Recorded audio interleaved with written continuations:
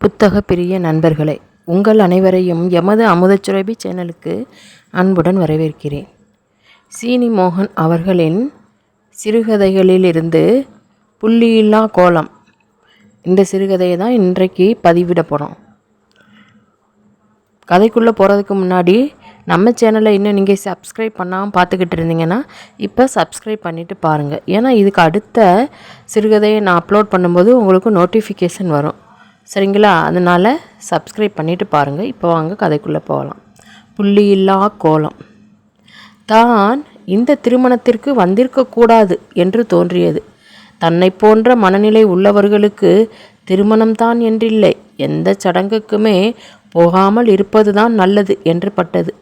வந்து 10 நிமிடத்தில் அந்த சூழலின் அந்நியம் உறுத்த தொடங்கிவிட்டது.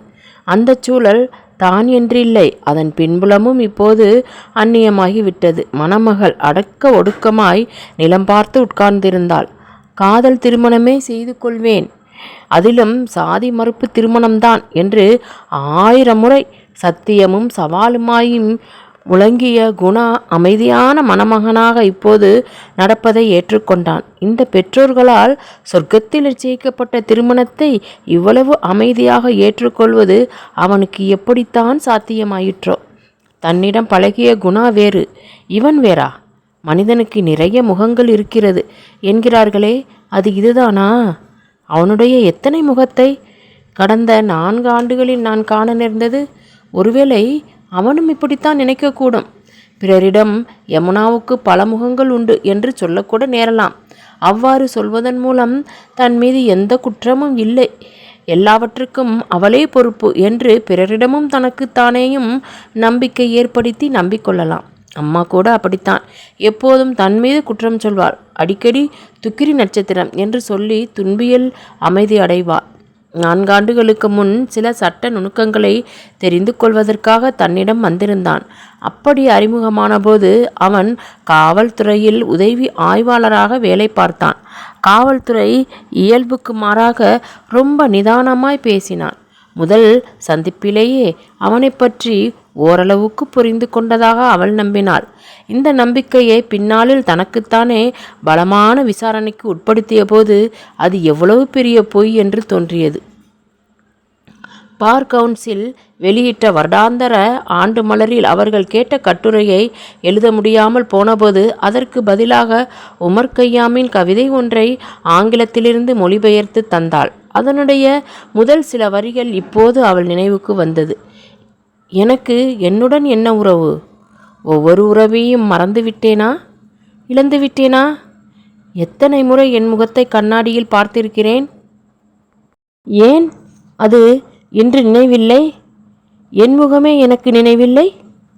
உன்னை பற்றி எப்படி அறிவேன்? உண்மைதான். தான் யார்?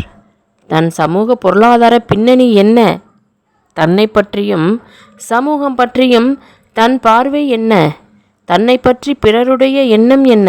ஒன்றாவது தெளிவாக தெரிகிறதா?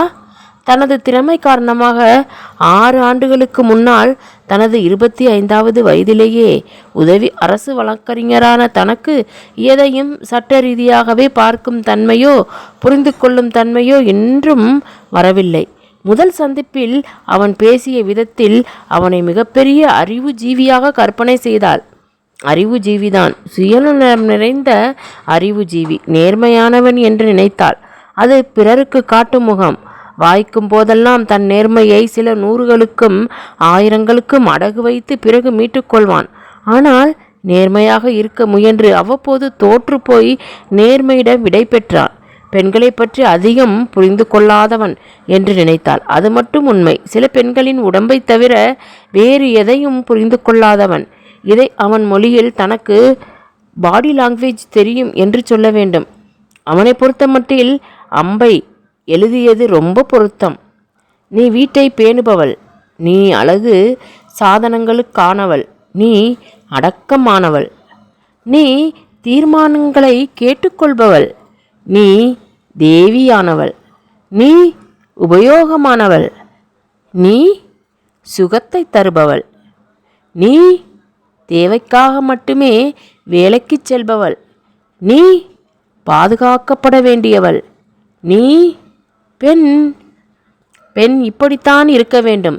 இதை அவன் நேரடியாக பட்டியலிட்டு தரமாட்டான். ஆனால் ஆண் எப்படிப்பட்டவன் என்று கேட்டால் அம்பையை போலவே ஒரு வேலை பட்டியலிட்டு தருவான். சம்பாதிப்பவன், உரிமைகளை உடையவன், ஓட்டு போடுபவன், அழக்கூடாதவன், தீர்மானங்கள் செய்பவன், உலகை மாற்றுபவன், இதனுடன் ஒன்றிரண்டை வேண்டுமானால் சேர்த்து கொள்வான். எதற்கும் அடங்காதவன், எதிலும் கட்டுப்படாதவன், பெண்களை பாதுகாப்பவன். இப்படி ஆக சிந்தனையில் 18ஆம் நூற்றாண்டுதான். கொட்டுமேளம் கொட்டுமேளம் என்று குரல்கள் எழுப்பப்பட்டபோது யமுனா தன் நினைவிலிருந்து சிலிர்த்தாள். பட்டுப்புடவை மாமிகள் பல்லை காட்டிக்கொண்டு பவனி வந்து கொண்டிருந்தவர்கள் ஒரு வினாடி நின்று அச்சதை தூவினார்கள். தன்னை பார்த்து 2 மாமிகள் ஏதோ சொல்லி சிரிப்பதாக தோன்றியது. பட்டுப்புடவை கட்டி கொண்டிருந்தவர்களை பார்த்தால் இரக்கமற்றவர்களாக தோன்றுகிறது.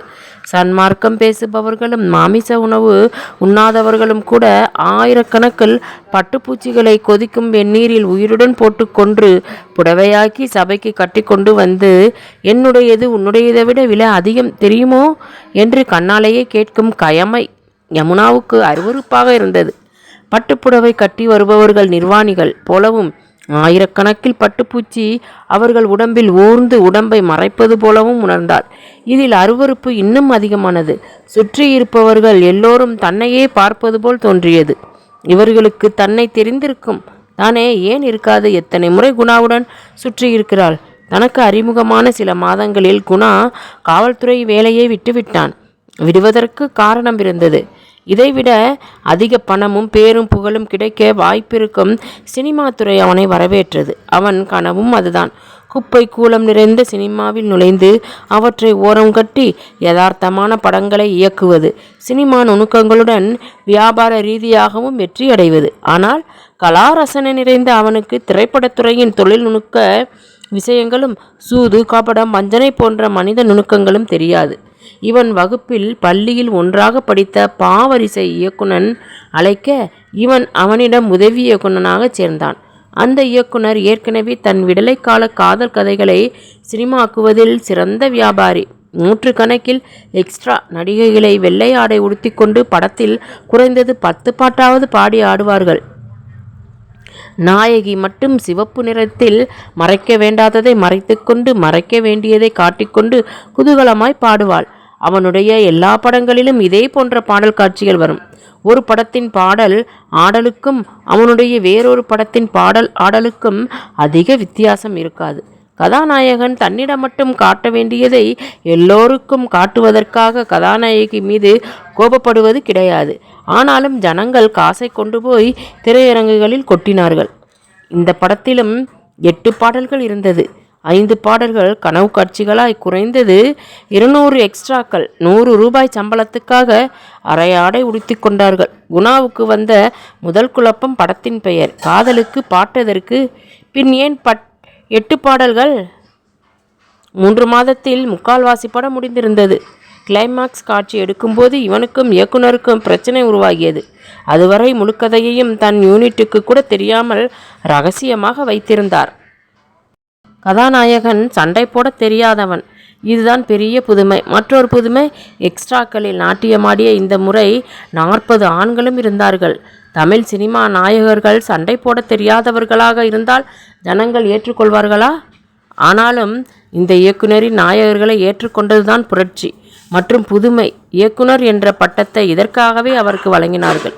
இதிலும் விமர்சனம் உண்டு. இயக்குனர் தான் விரும்பிய பட்டங்களை பெறுவதற்காக படத்தின் போஸ்டரில் புரட்சி, புதுமை போன்ற வார்த்தைகளை புகுத்த தயாரிப்பாளர்களை நிர்பந்தித்தார்.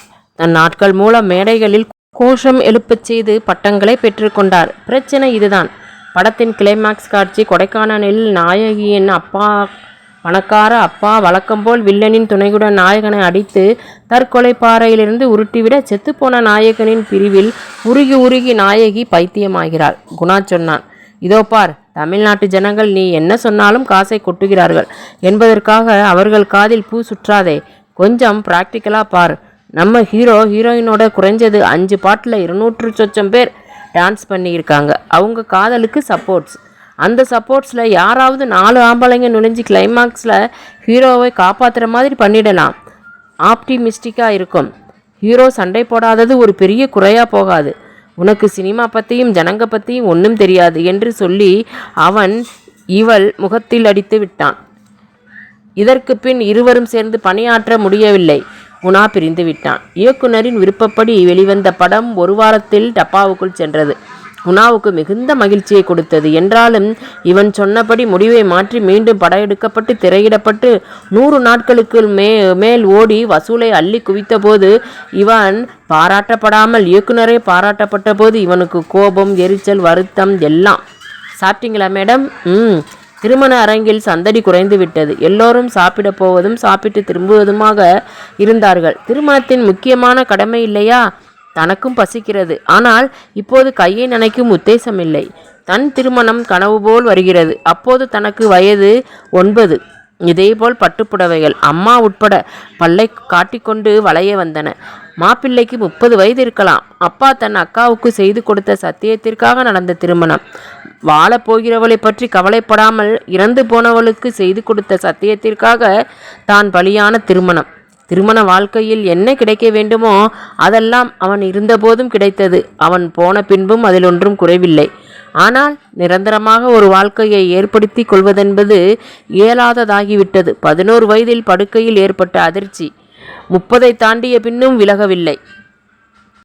நாராயணன் உயிருடன் இருந்திருந்தால் 4-5 குழந்தைகளுக்கு தாயாகி இருப்பாள். எல்லோரும் இதைத்தானே செய்கிறார்கள். அவன் காமாலை கண்டு 18 வருஷத்திற்கு முன்பு போய் சேர்ந்தபோது அந்த சோகம் பாதிக்க முடிகிற வயது கூட இல்லை. ஏதோ எல்லாம் விளையாட்டாய் அப்பா படிக்க செய்தார்.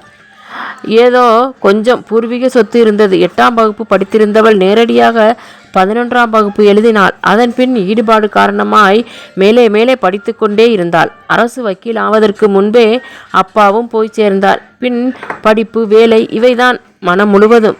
வாழும் ஆசை வரும்போதெல்லாம் அம்மா குறுக்கிட்டாள். ஆண்கள் யாரும் வந்து தன்னிடம் பேசிவிட்டு போனால் சற்று நேரத்தில் அம்மா வந்து தான் விதவை என்று ஞாபகப்படுத்தி விட்டு போனாள். சில நேரத்தில் தற்கொலை எண்ணம் கூட வரும். ஆனால் வாழ வேண்டும் என்ற ஆசையை மீறி அது தலை தூக்கியதில்லை. விதவைகளும் வாழ முடியாதா என்ன? தற்கொலை வெறும் கோழைத்தனம் மட்டுமா? அதற்கு மிகுந்த தைரியம் வேண்டும். எல்லாவற்றையும் இழப்பதற்கு தைரியம் வேண்டாமா?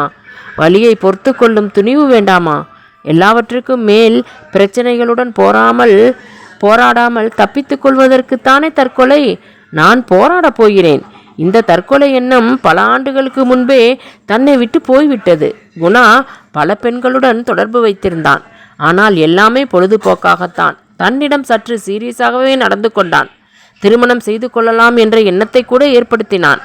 தான் மனோரீதியாய் எல்லாவற்றுக்கும் தயாராவதற்குள் அவனிடம் எவ்வளவோ மாற்றங்கள் நிகழ்ந்துவிட்டது. தன் பிடிவாத குணமும் எதற்கும் கட்டுப்படாமலும் அடங்காமலும் போகும் எதிர் நிறுவனத்தன்மைகளும் கூட இருவருக்குள்ளும் இருந்த தூரத்தை, இடைவெளியையும் அதிகப்படுத்தி இருக்கலாம். தான் எழுதிய கயிறு கவிதையை படித்த பின் தன்னை பார்ப்பதையோ சந்திப்பதையோ கூட தவிர்க்கிறான் போல் தோன்றியது. மூக்கில் மாட்டிய கயிறு இழுக்க பிடரி சிலிர்த்து வேகம் பிடிக்கும். முதுகில் இருக்கும் பாரம் அழுத்த கால்கள் துவள வேகம் குறைக்கும். ஆணி அடித்த பிரம்பு குத்த மீண்டும் வேகம், மீண்டும் வேகம். மூக்கிலும் கண்ணிலும் முதுகிலும் முகத்திலும் ஆணி குத்திய ஆசனவாயிலும் இரத்தம் கசிய இரக்கம் தேடும். களைத்து போனதால் வேகம் குறைய மீண்டும் கயிறு, மீண்டும் பிரம்பு, மீண்டும் ஆணி, மீண்டும் சாட்டை.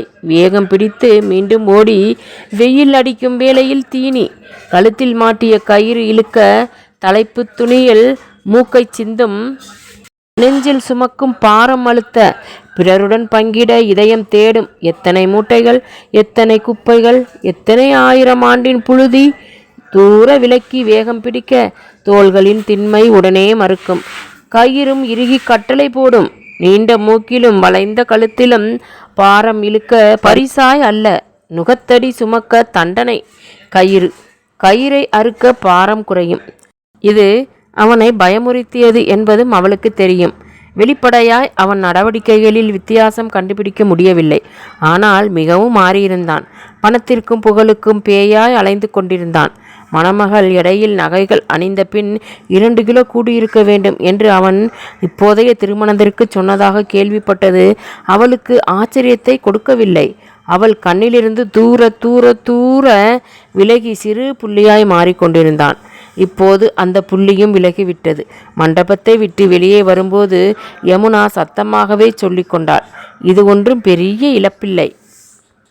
இத்துடன் புள்ளியில்லா கோலம் சிறுகதை நிறைவடைகிறது. அடுத்த சிறுகதையில் மீண்டும் சந்திப்போம். அதுவரை காத்திருங்கள்.